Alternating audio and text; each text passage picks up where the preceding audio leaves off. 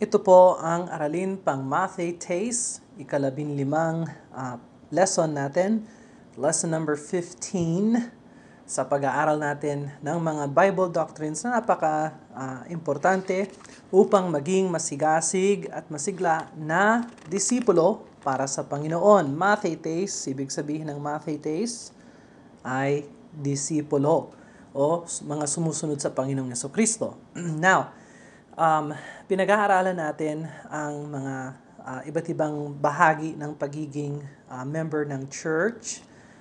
Pinag-usapan natin kung ano ang iglesia, ano ang simbahan, ano ang baptism, paraan kung saan sumasali tayo o umaanib tayo sa simbahan, kung ano ang Lord's Supper, yan yung pagsasalo-salo natin bilang church members para maalala natin ang kamatayan ng Panginoong Hesukristo at yung kanyang dugo na binuhos niya bilang tubos para sa ating mga kasalanan. No? So, memorial service yung Lord's Supper at ginagampanan niya ng mga church members. Now, ang lesson 15 ay napakahalagang lesson at ito ay patungkol sa tinatawag natin sa English tithes and offerings. Kung Tagalogin natin, ito yung mga ikapo at mga handog. Tithes and offerings. At sa Biblia, ang Diyos ay palaging sinusustentuhan niya ang kanyang gawain sa pamamagitan ng kanyang mga tao, no? Sa kanyang mga disipulo. Kahit na lumang tipan, tumingin tayo sa lumang tipan at makita natin ang tabernakulo o ang templo, lahat yan ay nasusustantahan ng Diyos sa pamamagitan ng kanyang mga tao. At sa bagong tipan, nandyan yung templo, tapos noong Pentecost, bumaba ang banal na Espiritu ng Diyos at kinasihan ng Diyos ang iglesia o ang simbahan. Maging sa simbahan, ginagamit pa rin ng Diyos ang kanyang mga church members para masustentuhan ang gawain ng Panginoon sa kapanahunan natin ngayon. Walang nagbago, walang nagkakaiba. Sa lumang tipan, sa bagong tipan, ginagamit pa rin natin ang ikapo at ang mga handog bilang pagsustento ng church members para sa iglesia, para sa pastor, para sa mga manggagawa, at different mga iba't ibang mga ministries ng simbahan o ng iglesia. So, bigyan muna natin ng kahulugan ang tithes at saka offerings o yung ikapo at mga handog. Ang salitang tithe, nanggagaling ho yan sa 10 at ang kahulugan nun 10%. Yung ikapo, galing yan sa 10 at 10% ang pinag-uusapan dyan. So, eto ang, kumbaga, pamantayan ng Diyos para sa mga church members na nais na sumunod sa Diyos, kumikilala sa Panginoon ng kanilang ari-arian, ng kanilang buhay, ng kanilang kalakasan, lahat ng blessings na binibigay sa atin ng Diyos, katalinuhan, karunungan, kahusayan, kalusugan para tayo ay magtrabaho, para tayo ay kumita, para tayo ay mabuhay. Ito ho ay nanggagaling sa Diyos at kinikilala natin ang Diyos at sinasaoli natin sa Diyos ang ikapo o yung 10% ng ating salary o yung ating commission or whatever, kung ano yung dumadaan sa palad natin, isinasaoli natin yung ikapo sa Diyos. Yun ang tinatawag na tithe. So, pamantayan yan ng pagbibigay ng mga church members. At maganda na merong standard ang Panginoon. Yung BIR, meron din silang standard, no? Meron silang percentage na dapat ibigay sa gobyerno. And so, kung ang gobyerno nga, medyo sometimes mataas yung kanilang pamantayan. Sa Diyos, 10% ng kabuuan nating kita ay isinasoli natin sa Diyos. Now, yung namang mga handog, yung offerings, yan ay yung tinatawag na free will gifts o yung free will, ibig sabihin malaya, kusang loob na matapos nating ihandog sa Diyos yung ikapu, anumang extra na gusto nating ibigay sa Panginoon, pwede nating ibigay sa pamamagitan ng handog. Okay? O yung mga handog. So, pag kinombine mo yung dalawa, ang mga ikapu at ang mga handog, ito ang paraan ng Diyos na kung saan masusustentuhan ng Diyos ang gawain sa simbahan, sa iglesia, at noong lumang tipan, sa tabernakulo, sa templo, and so, hindi ho nagbago ang pamantayan ng Diyos. Now, buksan natin sa key verse natin. Tingnan natin yung sa bagong tipan, yung main verse na dapat nating i-underline, i-circle, at pag-aralan, at isaulo. No? 1 Corinthians chapter number 9. 1 Corinthians chapter 9 and verse 13 at saka verse 14. 1 Corinthians chapter 9 verses 13 and 14. And so, sabi ng Bible, do ye not know that they which minister about holy things live off the things of the temple? And they which wait at the altar are partakers with the altar. Even so hath the Lord ordained that they which preach the gospel should live off the gospel. At kung Tagalogin natin ang Bible, pwede nating ilagay sa Tagalog ito. Hindi ba ninyo nalalaman na ang mga gumagawa ng paglilingkod sa templo ay kumakain ng mga bagay na mula sa templo? At ang mga naglilingkod sa dambana ay mga kabahagi ng mga handog sa dambana. So, ang reference nito ay patungkol sa templo, sa lumang tipan. Sabi, kumbaga, tinuturo ni Paulo ang mga tiga-Korinto, yung simbahan o iglesia ng Korinto, na sinusustentahan ng Diyos ang mga naglilingkod sa templo, yung mga pari, no? Paano sila kumakain, paano sila kumikita, paano sila nagkakaroon ng sustento, panustos sa kanilang pangangailangan, etc. Ito ay dahil sila ay naglilingkod sa templo, sila ay kumakain ng mga bagay mula sa templo. Dahil sila ay naglilingkod sa dambana, may kabahagi sila sa handog sa dambana. Now, ang verse 14 ang napaka-importante doon. Lalo na yung unang salita ng verse 14. Sa gayon ding paraan, or gayon din naman, verse 14, no? Sa gayon ding paraan, even so. At yan ang dahilan kung bakit hindi ho nagbago ang ikapu at mga handog. Nagpapatuloy pa rin ho ito. Gayon din naman, ipinag-uutos ng Panginoon na ang mangangaral ng Ebanghelyo, ayan ang bagong tipan, yan ang kapanahunan natin ngayon, yung nangangaral ng Ebanghelyo ay dapat kumuha ng kanilang ikabubuhay mula sa Ebanghelyo. Sa gayon ding paraan, itinalaga ng Panginoon na sila ay yung mga pastor, yung mga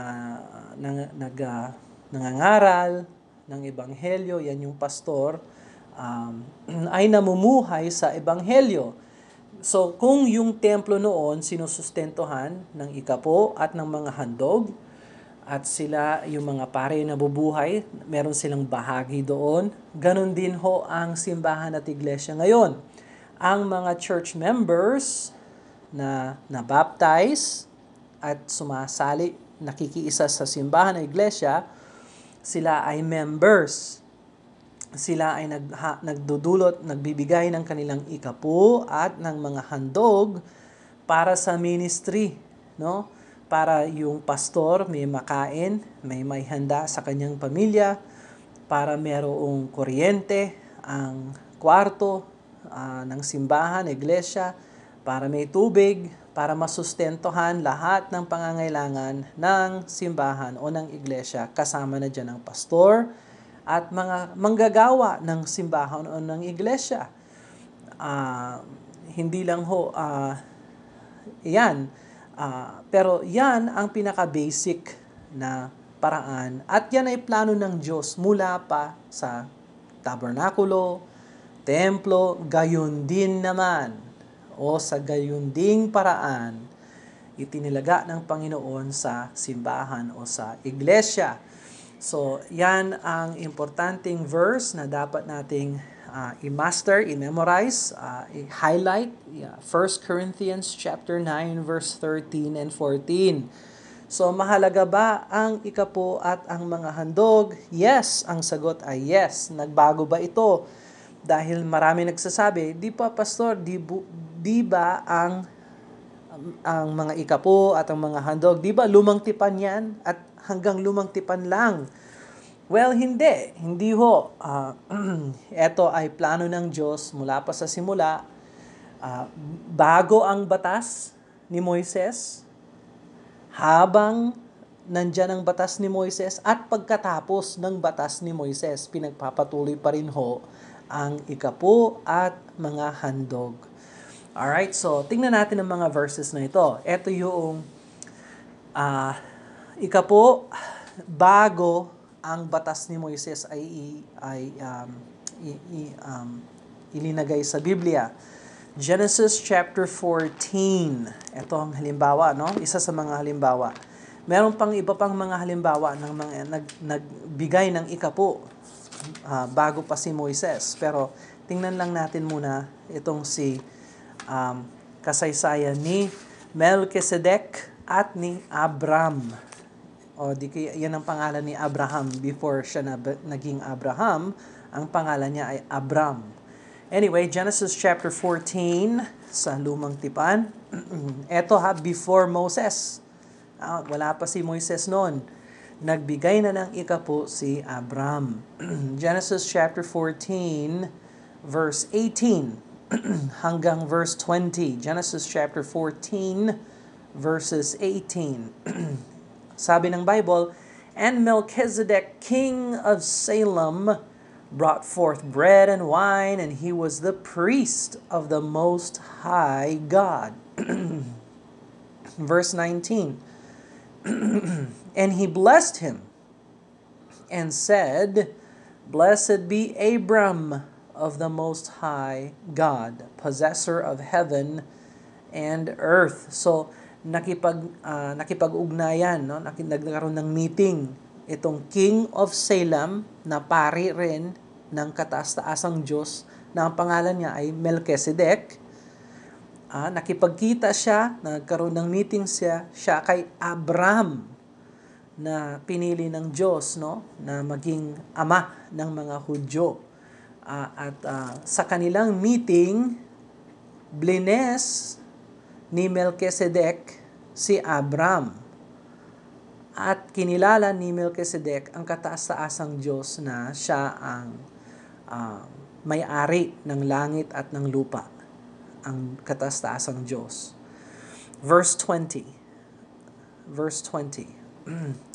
And blessed be the Most High God, which hath delivered thine enemies into thy hand. At blines din ni Melchizedek, kinilala ni Melchizedek, ang kataas-taasang Diyos na nagbigay ng tagumpay kay Abram. So anong ginawa ni Abram bilang pasasalamat sa blessing ni Melchizedek? Sabi ng verse 20, "And he gave him tithes of all." So lahat ng kayamanan, lahat ng blessing na nakuha ni Abram dahil sa pagpapala ng Diyos ay kumuha siya ng ikapo noon at kanyang ihinandog sa pari ng kataas-taasang Diyos na si Melchizedek. And yung he dyan, yan si Abram, gave him, yung him dyan sa verse 20, yan si Melchizedek. And Abram gave Melchizedek tithes of all. So, nagbigay siya ng ikapo kay Melchizedek. Now, si Abram, ay nagbigay ng ikapo doon sa hari at pari ng kataas-taasang Diyos na si Melchizedek. Ilang hundreds of years, no? Wala pa si Moses. Hindi pa buhay si Moises noon. Wala pa yung tinatawag na batas ni Moises. At nagbigay na ng handog at actually nagbigay ng ikapo si Abraham. So, ang pagbibigay ng ikapo ay gawain na po ito before the law of Moses. Okay? Tapos, nung kapanahonan ni Moises, ibinigay sa kanya ang batas ng Diyos at isinulat naman niya ang patungkol sa ikapo. Parte din ito ng batas ni Moises, no? Sa Leviticus chapter 27. Yan, kung alam natin yung lumang tipan, kung pinag-aaralan natin yung talaan ng nilalaman, ang Leviticus ay batas ng mga pari, okay, ng pagsasamba sa Diyos. Leviticus chapter 27 and verse number 30. Leviticus chapter 27, verse number 30. Ang sabi ng Bible, "And all the tithe of the land, whether of the seed of the land or of the fruit of the tree, is the Lord's. It is holy unto the Lord." So, ang ikapo ng lupain, maging halaman man ito, maging prutas man ito, maging binhi man ito ng lupain, halaman, hayop, tao, ang ikapo ng lupain ay property, no, ng Panginoon. It is the Lord's. Siya ang may-ari noon. At dapat sinasauli ito sa Kanya. It is holy unto the Lord. Kinikilala ng Panginoon yan. Ibinabahagi yan sa Panginoon. Believers practice tithing under the law. So, before the law, nagpa-practice na sila ng ikapo. Habang nasa ilalim ng batas ni Moises, nagpa-practice sila ng ikapo. Dahil ang ikapo ito ang bahagi ng Panginoon. Ito ay para sa Kanya. Hindi ho yan para sa atin, no? So, before the law, nandyan na yung ikapo. Habang may batas, nandyan ang ikapo. At pagkatapos noon, pagdating natin sa bagong tipan, nagbago ba? Hindi na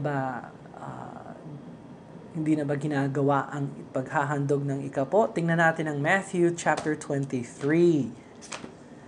Sa bagong tipan, Matthew chapter 23, kasi marami nagsasabi, pag lumang tipan, ang ikapo ay lumang tipan lamang. Well, hindi ho totoo yun, no? May ikapo sa bagong tipan.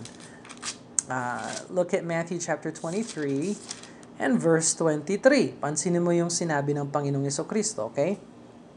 Matthew chapter 23, verse 23. "Woe unto you, scribes and Pharisees, hypocrites! For ye pay tithes of mint and anise and cumin, and have omitted the weightier matters of the law, judgment, mercy, and faith. These ought ye to have done." Sinabi ng Panginoon, kayong mga Pariseo, mga hipokrito kayo, dahil kayo nagbibigay ng ikapo ng mga maliliit na bagay lang, mint, anise, cumin, mga spices ho yun, no?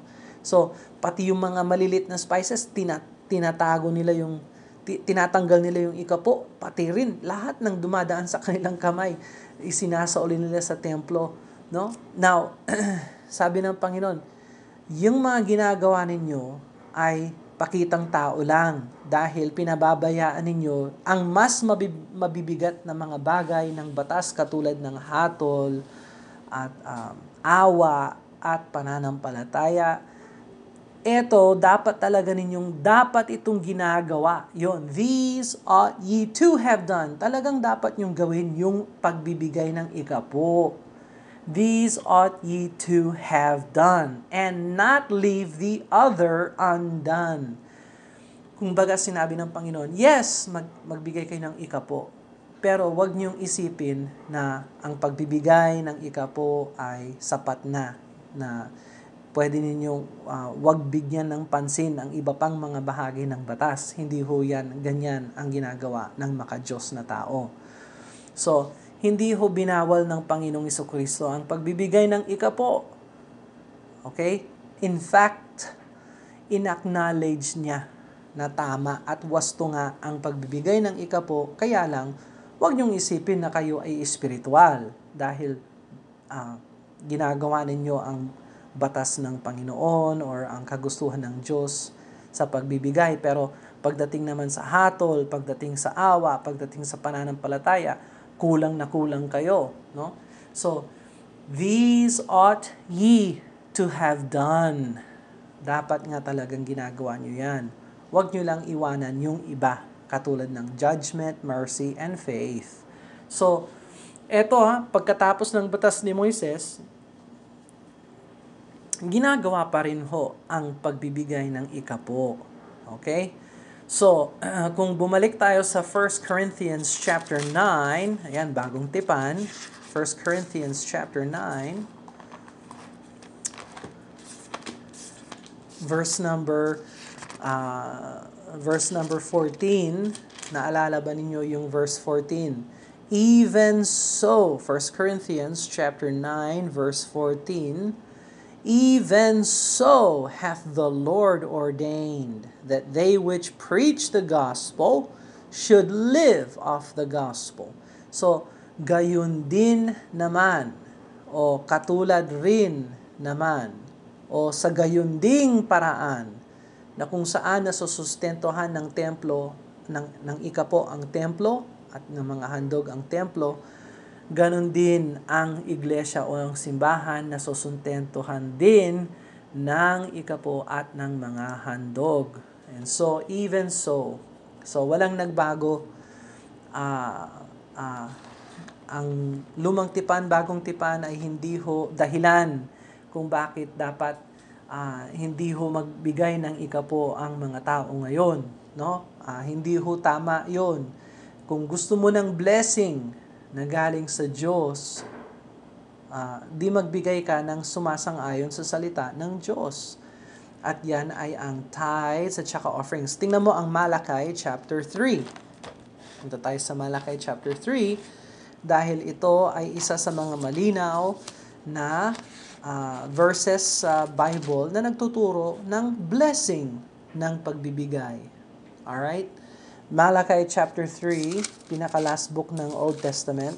Malakay chapter 3, verse 8 hanggang verse 12. Magandang basahin ito at unawaan para makita natin ang blessing at sumpa sa mga hindi nagbibigay ng ikapo. Hindi kinikilala ang Diyos. Malakay chapter 3, verse 8. Will a man rob God? Pwede bang nakawan ng Diyos? Siyempre, hindi naman pwede. Pero, yung mga pari ng templo noon, ninakawan nila ang Diyos. Yet, ye have robbed me, sabi ng Panginoon. Kaya nga, kayo, ninakawan niyo ako, sabi ng Diyos. But ye say, wherein have we robbed thee? Pero kayo, sinasabi niyo, saan ka namin ninakawan? At ang sagot ng Panginoon, in tithes and offerings. Yun. Sa mga ikapo at sa mga handog, ninakawan niyo ako, sabi ng Diyos. Verse 9, ye are cursed with a curse, for ye have robbed me, even this whole nation. So pati rin ang buong bansa ng Israel ay nasumpa ng sumpa dahil ninakawan nila ang Diyos. So mahalaga ho sa Diyos ang kanyang ikapo at mga handog. Huwag nating nakawan ng Diyos. Kung ano ang nararapat para sa Kanya, kilalanin natin siya at ibigay natin sa Kanya ang nararapat para tayo ay hindi masumpa. Tingnan mo, pati buong bansa ng Israel nasumpa dahil sa mga paring Swail na yan. No? At so, huwag nakawan ng Diyos. Verse number 10, etong utos ng Diyos, bring ye all the tithes into the storehouse, that there may be meat in my house, and prove me now herewith, saith the Lord of hosts. So, dalhin daw lahat ng ikapo sa storehouse. Ano yung storehouse? Yan yung lalagyan ng tithes sa kapanahunan ng mga um, sa kapanahunan ng mga uh, Hudyo, no? Sa templo. Sa templo merong lalagyan ng um, ng mga handog at ng mga ikapo, at ang tawag doon ay storehouse. Okay? So, saan ini-store ang ikapo? Sa storehouse, sa loob ng templo. So, dalhin daw lahat ng mga ikapo sa storehouse para magkaroon ng karne sa kanyang bahay. Ginagamit yan para magkaroon ng pagkain ng mga pari, pagkain ng mga naglilingkod, para may mga hayop na pwedeng ialay, at may ilaw, may may tubig, may ilaw, may langis para sa liwanag, etc. Yung mga furniture, yung mga repair, yung mga emergency funds, pag may bagyo, hindi ho pwedeng hindi pwedeng iwanan lang ang tahanan ng Diyos na wasak, no? Kailangan i-improve, improvement, building projects, etc. Maintenance, etc. Lahat kailangan may panustos. So, sabi ng Panginoon, "Prove me now herewith, saith the Lord." Patunayan niyo ako. Subukan niyo ako, sabi ng Panginoon, ng mga hukbo. "If I will not open unto you the windows of heaven, and pour you out a blessing, that there shall not be room enough to receive it." So, kayong mga nagbibigay ng ikapo, sabi niya, subukan niyo ako. Tingnan niyo kung paano ko buksan ang bintana ng langit at ibuhos sa inyo ang blessing o pagpapala na kung saan hindi mo kaya, kung saan mo ilagay ang mga ito pag iyong natanggap ang mga blessing na yan. So, may sumpa para sa mga hindi nagbibigay ng ikapo at ng mga handog. Merong blessing para sa mga nagbibigay ng mga ikapo at ng mga handog. Verse 11, Malachi chapter 3, verse number 11. Malachi chapter 3, verse 11. "And I will rebuke the devourer for your sakes." So, ano yung devourer? No, aking sasawayin ang mananakmal alang-alang sa inyo. Hindi ko papayaging sirain ng peste ang inyong mga pananim o malagas ang bunga ng inyong mga ubas. In other words, rene-rebuke ng Diyos ang devourer, yung naninira, kumakain, no? So, "He shall not destroy the fruits of your ground, neither shall your vine cast her fruit before the time in the field, saith the Lord of hosts. And all nations shall call you blessed." Kikilalanin kayo ng lahat ng mga tao bilang isang mapagpalang tao, no? Blessed. "For ye shall be delightsome land." Magiging kalugod-lugod kayo, hindi lang sa sarili, pati rin sa buong lupain. Saith the Lord of hosts, ang Panginoon, Jehovah ng mga hukbo. So, yan ang Malachi chapter 8, verses 8 to 12. Chapter 3, verses 8 to 12. Ang turo ng Diyos patungkol sa ikapo at handog. Kung ikaw ay Kristiyano, mag-practice ka ng pagbibigay ng ikapo at ng mga handog. Ilagay sa storehouse ng Panginoon. Ano yung storehouse ngayon ng Panginoon? Templo? No. Tabernakulo? No. Simbahan, iglesia? Yes. Yan ang lalagyan ng tithes and offerings ngayon. Now, sa 1 Corinthians 16, may utos, may protocol si Paulo para sa Korinto, no, sa iglesia ng Korinto, at maganda rin i-apply ito sa atin. Kailan dapat binabahagi o ibinibigay ang ikapo? Now, pwedeng weekly, no? Every Sunday. Yon ang standard ng Bible. 1 Corinthians chapter 16 and verse number 2. 1 Corinthians 16 verse 2. Upon the first day of the week, let every one of you lay by him in store, as God hath prospered him, that there be no gatherings when I come. So ano yung first day of the week? Linggo ho yun. Yan yung unang araw ng linggo. Ay ang Sunday. Let every one of you lay by him in store. Pagsikapan ninyo na mangolekta, ikolekta ninyo ang ikapo o ang mga handog. Sa 1 Corinthians 16:2, handog ang pinag-uusapan dyan. Pero kung ikokolekta mo ang handog sa first Sunday ng linggo, ay sa first Sunday ng week, first day of the week, di dapat isama na rin dyan yung ikapo, no? Para lahat ng collection ay sa Sunday. So, kada Sunday, meron tayong tinatawag na offering. At yan ang ilinalagay natin sa offering plate or sa offering box. Diyan ilinalagay natin yung ikapo at mga handog upang kinikilala natin ang Panginoon. Now, paminsan, yung iba, ang sweldo nila, 2 beses sa isang buwan. Kung ganon, edi pag nabigyan ka ng salary o ng kita, di sa linggo na yon, ibigay mo yung ikapo at mga handog. Yung iba, ang salary nila, 1 beses sa isang buwan. Yung payday nila, no? E di, kung kailan yung payday mo, doon mo i-collect yung ikapo noon at mga handog at ilagay mo sa offering plate sa linggo na yon. Okay?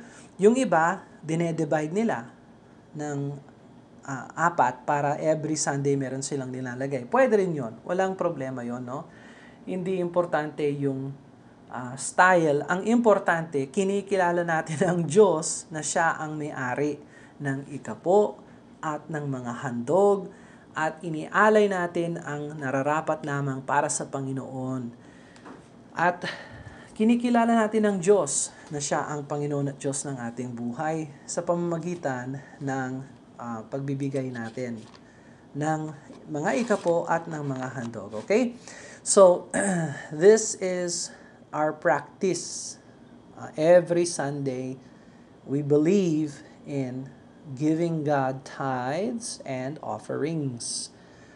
Praktikal na paraan upang pinapatunayan natin sa Panginoon na siya ang Panginoon ng ating buhay. At alam mo, mas mabubuhay ka ng maayos sa 90% kesa sa 100% ng kita mo kung ang partner mo sa buhay ay ang Panginoon.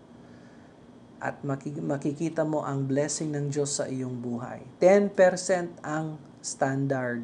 Now, again, lahat ng membership, merong standard po sila. Pero ang Diyos, sa kanyang wisdom, sa kanyang kaalaman, na ibinahagi sa atin, ang standard ng pagiging church member sa isang simbahan ay 10% ng kanya-kanyang kita o kanya-kanyang salary, kanya-kanyang, hindi ho kino-compare yan, no? Pastor, yung sweldo ko, hindi kasing laki ng sweldo mo, o yung sweldo ko, hindi kasing laki ni sister ganyan, o ni brother ganyan. Hindi ho kino-compare ang sweldo o ang ikapo ng iba sa iba. Sa mata ng Diyos, kapag ikaw ay sumunod sa Kanya at ihinandog mo ang iyong mga ikapo at mga handog, malaki hong bagay yan sa Panginoon at ibibless ka ng Panginoon. Hindi ho yan kino-compare. Wala hong comparison. Kung ang sweldo mo ay 100, 100 pesos. Pag ibinigay mo sa Diyos yung 10 piso, kinikilala mo yung kanyang pagiging Panginoon sa iyong buhay. Kung 1,000 pesos ang sweldo mo, binibigay mo sa Diyos ang 100 pesos, sinong mas malaki, 100 o 10 pesos? Pantay ho sila dahil pantay silang nagbigay ng kanilang ikapo. So nakikita natin dyan ang karunungan ng Diyos, hindi sa laki, sa liit, hindi yan ang usapan. No? Ang usapan ay ikaw ba ay sumusunod? Kinikilala mo ba ang Diyos sa iyong buhay? At ginagampanan mo ang ikapo at ang handog upang makilala mo sa iyong buhay na aalagaan ka ng Panginoong Diyos. Siya ang bahala, siya ang magbibigay sa ng pagpapala, siya ang sasaway sa maninira, yung devourer, siya ang bahala doon. No? At bilang Kristiyano, bilang church member, yan ang isa sa mga responsibility natin bilang church member na sustentuhan ang gawain ng Panginoon, ang mangangaral, nagtuturo, na pastor, lahat ng kanyang pangangailangan ay nanggagaling ho yan binabahagi yan sa ikapo at mga handog. Okay? So, sa simbahan, yan ang paraan ng Diyos na kung saan nasusustentuhan ng Diyos ang kanyang gawain. And so, lahat ng mga members ay may responsibility na maging tapat sa Panginoon at ihandog nila at kilalanin nila ang Diyos at ibigay sa Diyos ang kanyang requirements, no? Ang rine-require ng Panginoon. Alright? So, thank you so much. Mag-pray muna tayo bago tayo magpatuloy sa talaan ng nilalaman. No? Nasa katapusan na tayo ng bagong tipan. Let's pray and ask the Lord to bless them. Father in heaven, kami po ay nagpapasalamat sa blessing na binibigay niyo po sa amin araw-araw. Lord, hindi kayo kumakaltas sa amin ng blessing. Kung tutuusin, mas malaki ang blessing ninyo sa amin na hindi po namin maaaring isauli sa inyo ang kabutihan ninyo sa amin. Maski ano pa ang ilagay namin sa offering plate, mas dakila pa rin ho ang inyong blessing sa amin. Kaya kinikilala ka po namin at naming hinahandog sa inyo kada linggo o kada may sweldo or whatever, kinikilala ka po namin sa aming pagbibigay ng ikapo at ng handog. Dahil kayo ang nag-aalaga sa amin at alam namin ang pagpapala namin ay galing sa inyong mabuting kamay sa amin. O dakilang Diyos, bigyan niyo po kami ng lakas sigla upang kami ay sumunod sa inyong mga salita, sa inyong mga alituntunin at angkopin namin sa aming buhay ang iyong mga pagpapala. Lord, salamat dakilang Diyos na ang business partner namin sa buhay namin, sa aming mga pinansyal na buhay ay kayo. Dahil kayo ay tapat at nagbibigay ng lakas at nagbibigay ng sustento sa amin. Kinikilala namin kayo po bilang Panginoon ng aming buhay. Salamat dakilang Diyos sa blessings ninyo. Patuloy po kaming magiging tapat sa inyo at kayo, alam po namin na kayo ay magiging tapat sa amin magpakailanman, dakilang Diyos. Salamat. Ito po ang aming prayer, pananalangin sa pangalan ng Panginoong Jesucristo. Amen. And amen. Alright. So, nasa talaan ng nilalaman tayo, no? At nakita na natin ang dalawang bahagi, yung Old Testament at saka yung New Testament. Yung New Testament, yung unang 5 na aklat ay kasaysayan. Tapos yung 14 letters ni Paul, magmula Romans hanggang Hebrews, lahat yan kay Paul, mga liham ni Paul. Tapos yung mga liham ng iba, si James, si 1st, 2nd Peter, 2 liham ni Peter, 3 liham ni John, 1st, 2nd, 3rd John, tapos yung liham ni Jude, kapatid ni James yun. Yan yung Jude. So, James, 1st, 2nd Peter, 1st, 2nd, 3rd John, Jude, at yung katapusan, yung last book ng Bagong Tipan ay yung Revelation. revelation. At ito ang prophecy. No? Sa Lumang Tipan, may mga prophets tayo, no? Yan si Isaiah, Jeremiah, Lamentation, Ezekiel, Daniel, yan yung mga dakilang propeta. Actually, Isaiah, Jeremiah, Ezekiel, and Daniel, no? Tapos meron silang mga minor prophets. Hosea, Joel, Amos, Obadiah, Jonah, Micah, Nahum, Habakkuk, Zephaniah, Haggai, Zechariah, Malakay. 12 sila. 12 minor prophets. Sa Bagong Tipan, isa lang ang prophetic book na yung paksa ng prophecy, halos lahat ng books ng Bible may prophecy. Halos lahat, no? Pero yung book talaga na prophetic sa Bagong Tipan, isa lang. Yan yung Book of Revelation. Pahayag. Okay? So, lahat ng mga future na mga mangyayari sa mundo natin, mababasa mo ito sa Book of Revelation. At so, i-master mo magmula Matthew hanggang Revelation ang mga aklat ng Bagong Tipan. I-memorize. Katulad ng ginawa natin sa Old Testament, magmula Genesis hanggang Malakay, ganon din ang gawin sa Bagong Tipan. Magmula Matthew hanggang Revelation. At kapag na-master mo na ang 66 books, itong mga titulo, no, titles ng 66 books ng Bible, meron ka nang dapat alam. Lalo na pag sinusubaybayan mo itong aralin pang Mathetes, magmula nung umpisa pa hanggang ngayon, lesson 15. Palagi natin rene-remind kayo sa katapusan patungkol dito sa table of contents, sa talaan ng nilalaman. Napakahalaga. Okay? So, magpatuloy, i-memorize ang mga books ng Bagong Tipan. At next time na tayo ay magkakaroon ng aralin pang Mathetes, pag-uusapan natin ang katapusan ng mundo. Itong end times na tinatawag natin. At napaka-exciting ang pag-aaralan natin patungkol sa hinaharap ng mundong ito. Alright? And salamat po sa inyong time. God bless you. At sa ulitin uli.